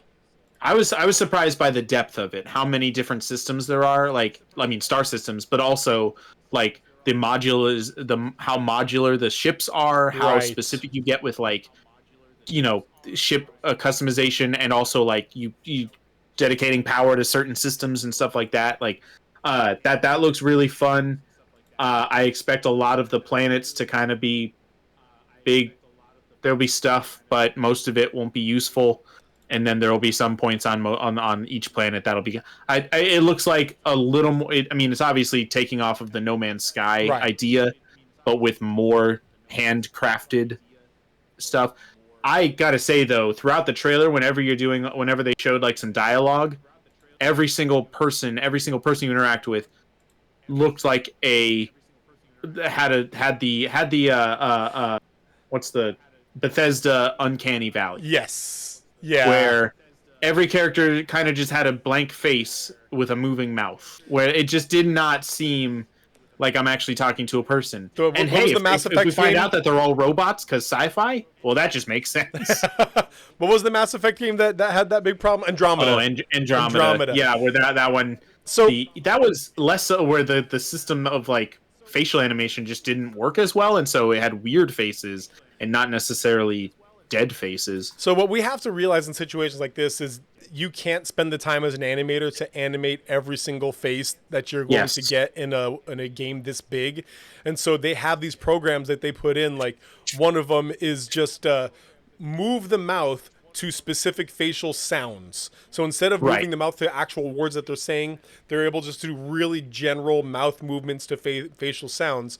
But I mean, that was the problem with Final Fantasy VII, the remake, was anybody not a main character, their mouth flap was just hard. Yeah, they're just opening and closing. Yes. Right, and it looks so you can't wild. have Uncharted level of facial detail for thousands of NPCs. Right. Which to me, this is another kind of check mark in the positives of the AI boom. Yes. Where maybe you could, and it's not something people want to do. People aren't going to dedicate the time to it, so maybe we can bump up the amount of AI we dedicate in that realm and have every character look incredibly specific. Yeah. But that's a whole topic for a previous day. But other than that, I share your concern of making every planet interesting. I will say that Breath of the Wild has done a good job, and Tears of the Kingdom making the whole world interesting, and it's huge. But these are planet-sized. Exactly. This is 1,000 planet-sized planets. Yes. That is not Tears of the Kingdom. Tears of the Kingdom is a large open area. That's exactly that. So they made a very large area interesting, every inch of it interesting. This is 100 times that. And so yeah, we'll see. Yeah. I mean, it's definitely it's apparently going to be on Game Pass still. So for me, guaranteed play. Yeah, I'm gonna play it 100%. Yes. I don't plan on paying for Game Pass past December, which is when I'll finish paying off my Xbox. But it comes out in September. That's plenty of time to probably play pretty much a whole game. Yeah. So cool. Doesn't even. Yep. Or I'll hate it and not have to play it anymore. Yeah. So yeah. Guaranteed play. All right, Ubisoft. Last thing. Ubisoft. For me, the one, because overall Ubisoft games for me have like sort of lost their luster. I'm not as excited as I used to be about some games, but I will say that the one for me that caught my attention was the Prince of Persia: Lost Crown. Oh, really? That was the maybe least interesting one. Oh to me. man, it looked awesome, and it more than anything else, it's the one that looked fun. The rest of them looked gritty and like, assassin and shooter and violence, action game, whatever. This is the one that just looked adventurous and fun. And the story of Prince of Persia has long since gotten nonsensical. Anything that involves time is going to get weird and crazy and whatnot. But when it comes down to it, though, this one just looked fun to play. The fast-paced action with time manipulation and just all this crazy stuff going on. That is the one that looked fun to me. Yeah, it definitely stood out amongst various creeds of assassins, and I mean, you have Avatar: Frontiers of Pandora, which is just Far Cry, but right, Avatar. But Avatar. Like it looks. I don't care about Avatar at all, and this game is just another We're gonna example. talk about that more later. That. I do not care about Avatar. It just looks like Far Cry, but you're a Na'vi instead of some guy. So no, thank you. This is where Star Wars Outlaws. Like, I also don't really care about Star Wars, but this game looked fun. Yeah, it seemed to have a really fun tone about it, and it looked like something more than just a Far Cry or Assassin's Creed. But that is again, it'll need some good reviews. That is what's been separating Resident Evil 4 and Tears of the Kingdom for me, is that Resident Evil 4 is a great game and it's spectacular and it's challenging. Tears of the Kingdom is just fun. It's fun the way that when you're a kid and the ball pit is there and you just want to leap in, and you can't explain why it's so fun. You want to stay in there. It's a pit of plastic balls, but you just do. And Tears of the Kingdom is like that. It's just fun.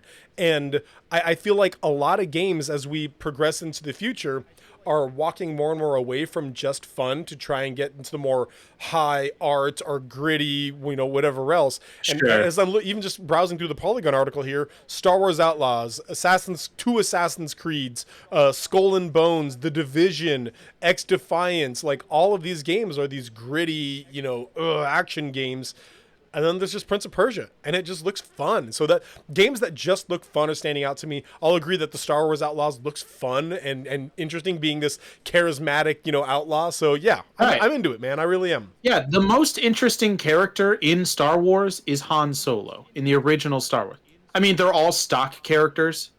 So, I mean, he rises above a little bit but he is at least unpredictable to a certain extent. I mean, we have to put aside for the fact that we know who he is after Right. 50 years now. But originally, he was the fun, smarmy, outlaw who shot first and left, but then came back. He's the thief with the heart of gold. He is a stereotype, but he is he is less predictable. And being that person is more interesting to me than being Cal Kestis in Star Wars, the Jedi Survivor or whatever. Like, Right. not to say that those games are bad. I haven't played Survivor, but I played the first one. It was fun, but that character is nothing. Whereas being this cool, like, outlaw, like, gonna do my own thing, that sounds much more interesting to me. So Yep. looking forward to it. All right, that's all I got about the Ubisoft stuff. Did you want to talk about any of the others? Because the rest of them so- looked like gritty Ubisoft stuff to I me. mean, it's more Assassin's Creed. Yeah. They did a new one where it's like, let's go back to the roots, but then they also said, hey, here's also another big open world one. Like, they kind of just did both. Yeah. Where they have Jade, where it's another, like, huge open world, but also Assassin's Creed Mirage, which is just another, like, it's like a returning back to number one ish. Anyway, yeah, they're kind of just doing all of it. I don't really care about the crew. They dedicated a lot of time to the anime about the Far Cry or whatever it is. Whatever. Yeah, there's a lot that I just didn't care. Yep. And so overall, to me, the Ubisoft one was mostly games I'm not going to play.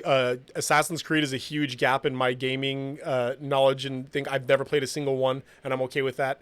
Sure. Not to say that they're not good. I'm sure they're great, but that's Some of just them one are. that I'm never going to get to, and never Everybody plan to. has a series. Everybody has a series that they haven't At least played. one. Yeah. All right. Well, hey, that's all I got for all of the announcements. How about you?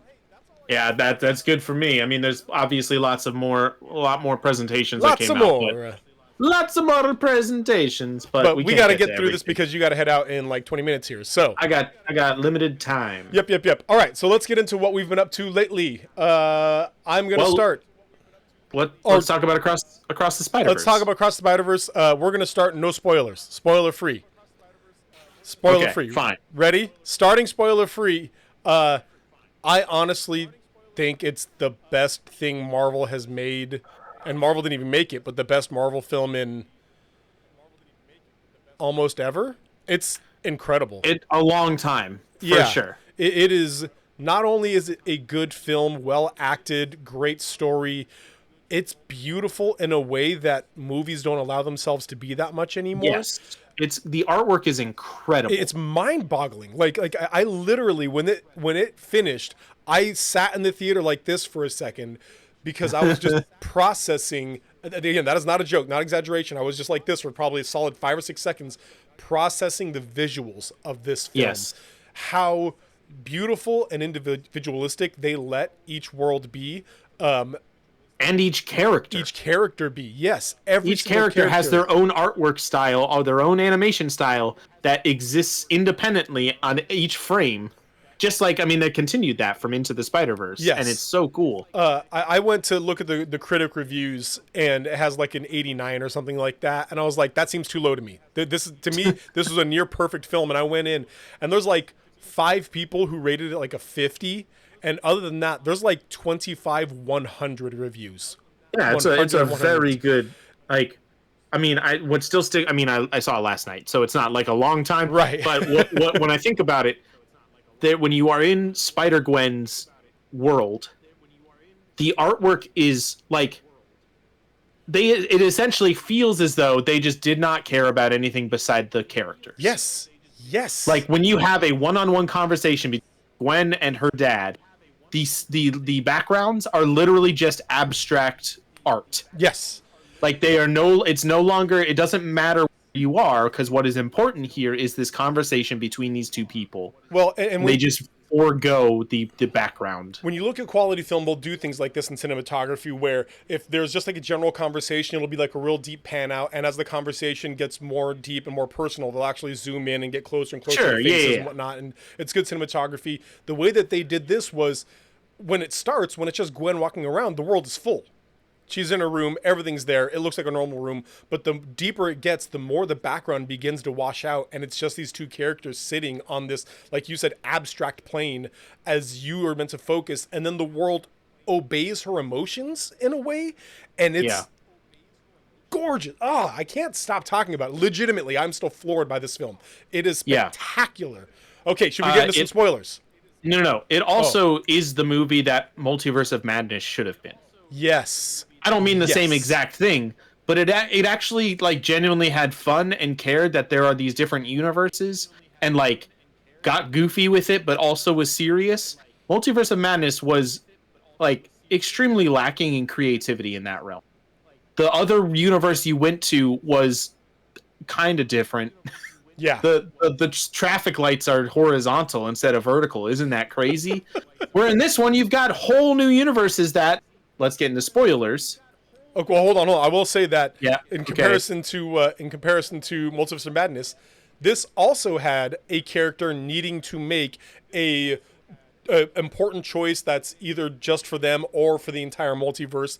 What will impact just them or the entire multiverse, and it did it a million times better than Multiverse of Madness. It was much more interesting and much more well pulled off than Multiverse. Okay. Yeah. Spoilers for as long as I have my thumbs down. Spoiler talk. So you can mute now if you want, or look the other way. Spoiler talk for Across the Spider-Verse as long as I have my thumbs down.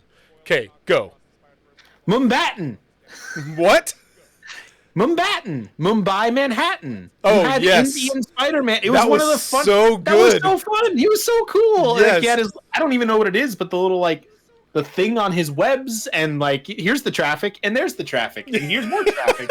So many fun things like that. Like, it's just such a fun character who also had an emotional impact, and that was nowhere to be seen in Multiverse of Madness. Like, you did not have. It was just like something that they allowed themselves do here was they allowed side characters to be archetypal. And they just picked an archetype. This is Indian guy who was also perfect. This is British guy who's punk anarchist. Punk 80s anarchist British man. Right. And then, Hobie Brown was one of the coolest characters. So good. I love him so much, man. So let's just disrupt the status quo. Why? I don't know. Because we should. We always should. Oh, it's so good. So good.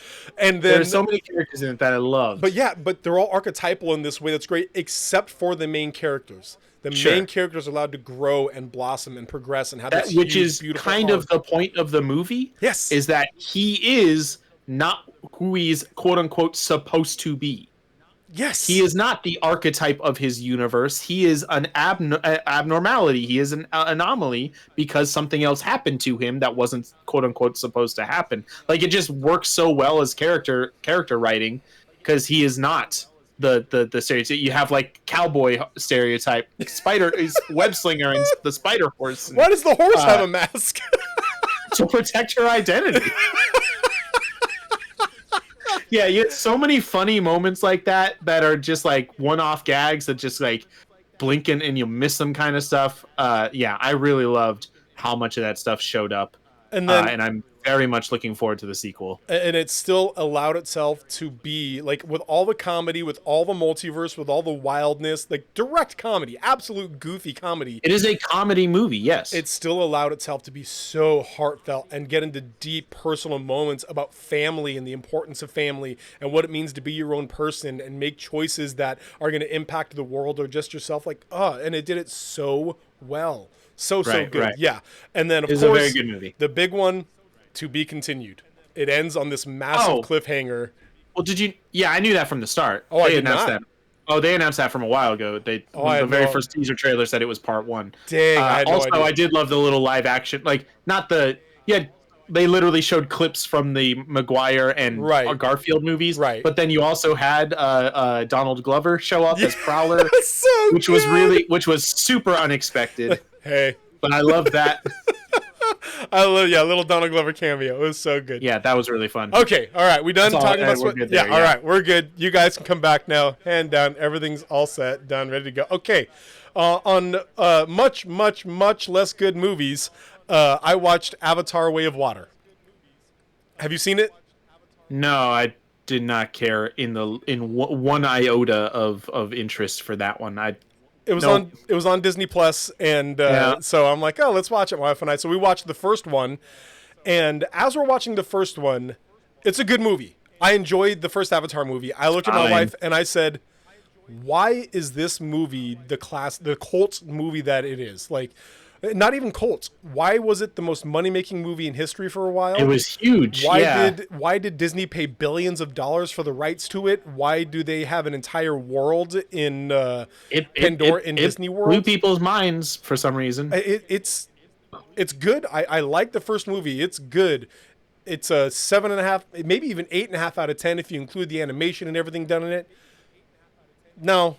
It's not. The story is Pocahontas. It's a Pocahontas. The story is Dances with Wolves. The story is, it's just this cool. I mean, it doesn't seem. The second movie is less good in bad ways. Like the animation, I will just point at the good things. The animation is still spectacular.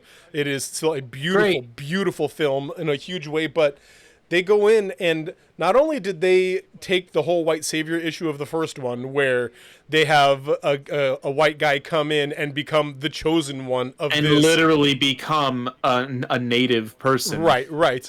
But in this one, they have him entirely leave that clan, that tribe, and go to a different tribe, and then become accepted, and he doesn't become the chosen one. I will say he does not become the chosen one of this tribe, but he does become a fully accepted member, equal in this tribe. And it's just like this dude's gonna walk around Pandora, becoming the white planet savior, and like, it's just the weirdest thing. Like, and so they had him go to a different tribe, leave. I have similar frustrations that I did with Infinity War and Thor Ragnarok, where I feel like Infinity War undid Thor Ragnarok in obnoxious ways, where this undid the first one a lot of obnoxious ways. They saved the day in the first one, then people came back. They killed the bad guy in the first one, then the same bad guy came back. He became the savior of this tribe, but then he left the tribe. Like, it just undoes the first one in a lot of obnoxious ways. Wait, it's the same bad guy, the nothing military man? Yeah. Steven, what's his face? Except now he's Na'vi. He has an avatar now. And that's... Did they really think he was interesting enough to keep around? Apparently. He was canned military bad guy in the first one. Canned lawful neutral military bad guy in the first one. Did you notice in the first one when they're doing like the military briefing that it shows like when him and he's like doing his like, hey, we got to go do this, these are our targets or whatever. In the background there's a window and it's covered up in it by certain curtains or whatever in a very specific way that recreates the American flag. No, I did not notice that. It's extremely on the nose. He is just American military man. Yeah, like it's colonist type. There's no there's not even a hint of trying to have a redeeming quality. He literally is just, let's kill these people because company says so. And it's just so annoying, and it's shocking to me that they would keep that guy. Yep. Samesies. And so it was again, he's beautiful. It was very pretty. I had to watch it in 3 chunks because it was too long. My wife watched it an hour a night for 3 nights in a row. Yeah. But it was, if you have Disney Plus and you are curious about because there's going to be another one. There's plans for 3 more. They actually just announced that they've been pushed back, and Avatar 5 is now officially slated to come out in 2031. I'm not making a joke. Man. That sounds like a joke. It's not a joke. It's ridiculous. What do you got? Let's talk about Ted Lasso because we both watched that. Yeah. It's a wonderful, wonderful show. It was wonderful. It was a great, great ending. One that like a good show should, or a good story should, did not tie up all of the loose ends. These are Sure. humans. They're going to continue living, and things are going to be It tied left up undone. some things, and Yeah. it didn't tie up other things. Like it, just kind of how it goes, and it didn't give you the simple like. My wife, when we finished watching it, I mean, spoilers, I guess. At one point, she rewound. I'm no spoilers. She kind of went back to see if there was a wedding ring on a certain hand. Right. To be like, oh, did they? And you can't really tell. And it's not a point. It's. And I was telling her, I was like, that's not the point. Yep. It's not The point is, the other point is this. Like, Yeah. that's not what's important here. Like, that's yeah. So I still don't really understand a lot of the criticism of it. Like, it felt like there the was show. criticism. There was a lot of criticism of the third season as a whole. All right. Um, That's weird. Yeah, Because it's very it- good. to me. The show definitely it felt like it started and gave you this premise. Like back when season 1 came out, it's like, hey, here's what this show is about. It's not about. I mean, it's about conflict, of course, but it's also about resolving that conflict and, being kind to each other Right. and getting over these this kind of cycle of emotional violence and things like that. And yeah, not every episode is going to have an intense drama or like something like sometimes it's just going to be chill and hang out and this funny thing is happening or and Sometimes it did one that character is from- going to teach starting another from how to season ride a 1, it bike. did that. Say that again. Sometimes one character is just going to teach another how to ride a bike. Yeah, and that's I it. mean, it's important character to character, and there's still development there. But yeah, it's not like if it's he has to learn how to ride a bike to win the contest, Right. or like I don't know. It allowed characters to have full arcs in actual ways that felt like a real resolution. Yeah. The arc of Nate didn't just it So wasn't just good. him showing up and saying I'm sorry, will you forgive me, which would have been good. It allowed him to go through every emotion he could and allowed him to like be a bad person at some times, Yeah. but then also to realize he was being a bad person and to like he literally went back to his home his childhood room Yeah. and slept there and went back to his roots to remember where he came from and that where he is now is not who he was. And like eventually then there was the I'm so sorry, and it felt like he genuinely believed it. Yeah. And it also didn't have him end with now I'm the head manager here because I'm great. It's just no, I'm part of the team, Yeah. like it's yeah. anyway, there's lots of stuff like that where it felt like we're allowing Rebecca's whole arc felt very earned. She wasn't it didn't feel like she finally got the revenge she wanted.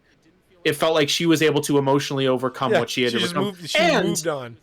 she moved on, and the revenge on the person she wanted revenge on still had a pretty terrible time Yeah. because of his own actions, which felt far more satisfying. Whoa, it was so good, man. So I could talk forever about this, but Ted Lasso is I think one of the best shows ever made Agreed. that I've ever seen. Agreed. It's so good.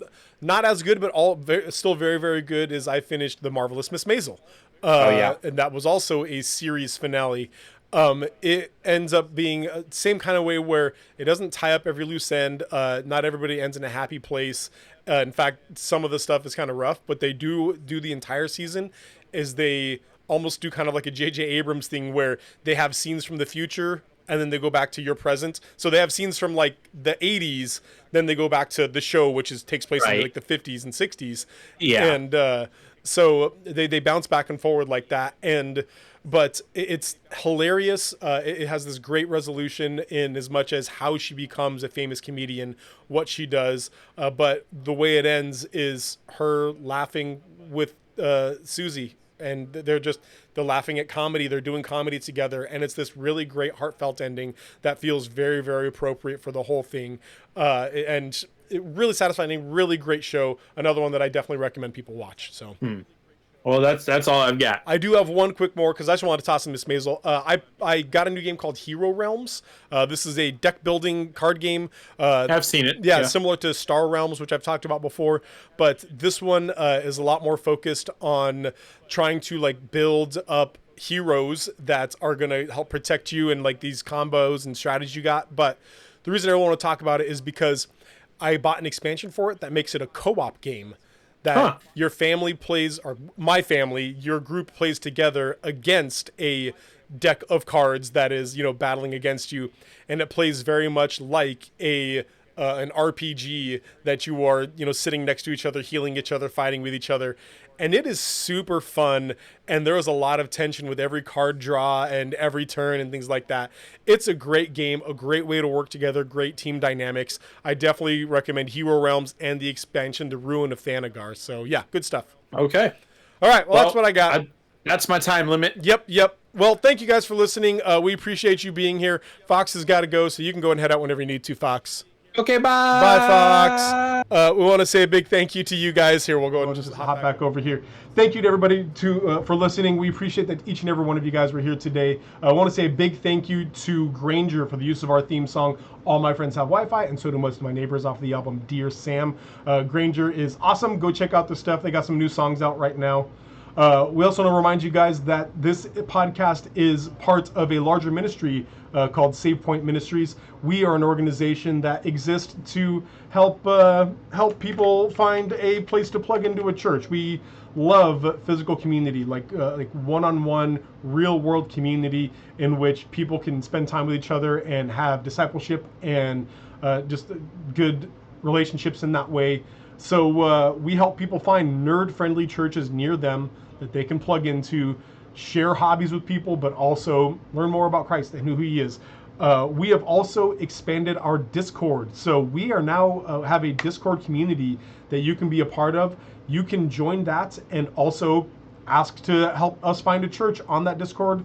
But also you can just go on to chat and talk about the things that we've been up to and what's going on. Finally, we want to say a big thank you to all of you who are listening and all of our donors. If you'd like to hear more about, sorry, this is all Fox's part. I don't remember everything that goes on here. If you like the Nerdy Gritty and you want to see more of what we do, please, you can head over to our donation page and just even just give $5 a month and just tag specifically giving for the Nerdy Gritty. That way we can start syndicating this and get out there so you can actually get it on podcatchers and whatnot. So thank you again to all of you who are listening, and always remember that saved games save lives.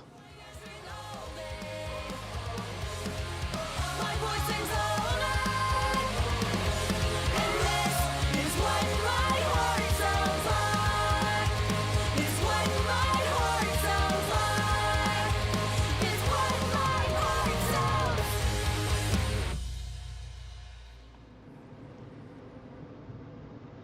I pushed my microphone out of the way. I don't know why I pushed my microphone out of the way. That was weird. So it looks like we didn't get much chat in the chat today, much stuff going on, many questions or anything like that. So just want to say thanks you guys for being here. I'm going to go ahead and call a stream more than anything because I'm actually sick and I'm feeling kind of like garbage. I got to go take some medicine. So thanks for being here, guys. We will